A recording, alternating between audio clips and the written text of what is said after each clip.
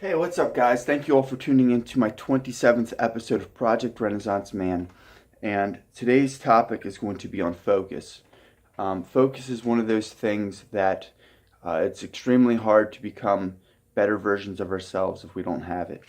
And so I'm going to share with you guys 3 pointers on how to acquire this focus and how to maintain this focus. The very first one I have is for us to read. When we read, reading by its nature demands a certain level of focus and concentration. And so when we're indulged in a good book, it's holding our attention. And I remember talking to some lady that I had worked with in the past who said that she could pretty much read through a hurricane. That's a high level of focus and concentration right there. I want to be able to do that. I want to be able to read on the fucking Gaza Strip while explosions are going off and gunfire is happening in the background. That'd just be an amazing level of focus.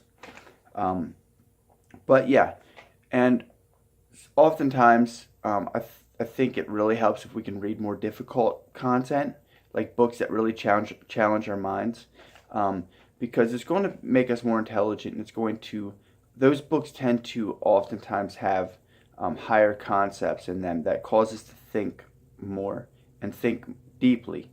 So that's really what we're looking for, and that will really help with refinement as well as focus. The second pointer I have for you guys is commit yourself to something and remain consistent in doing that thing. So if you work out or you do yoga, make sure you're doing that all the time. Don't miss at all, because just being disciplined enough to make sure that you're doing it regularly, that level of commitment is a form of focus in its own right, because it's always on our mind. We don't forget. We know that every Monday at this time we're off to do this.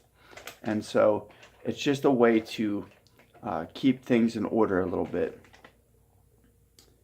And the last pointer I have for you guys is to block out the world from time to time. Unplug, not just from social media, not just from devices, but also from people.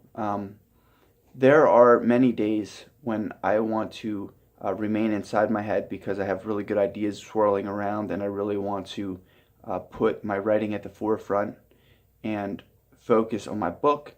And so what I will do is I will really minimize how much interaction there is between me and others out in the streets or on the city buses, in public, because that's what my mind needs. It needs to conserve its energy and put that energy, commit that energy to writing and things that are going to, ideas for my book. And there's nothing wrong with this. Nobody's going to die because you're not engaging in conversation with them.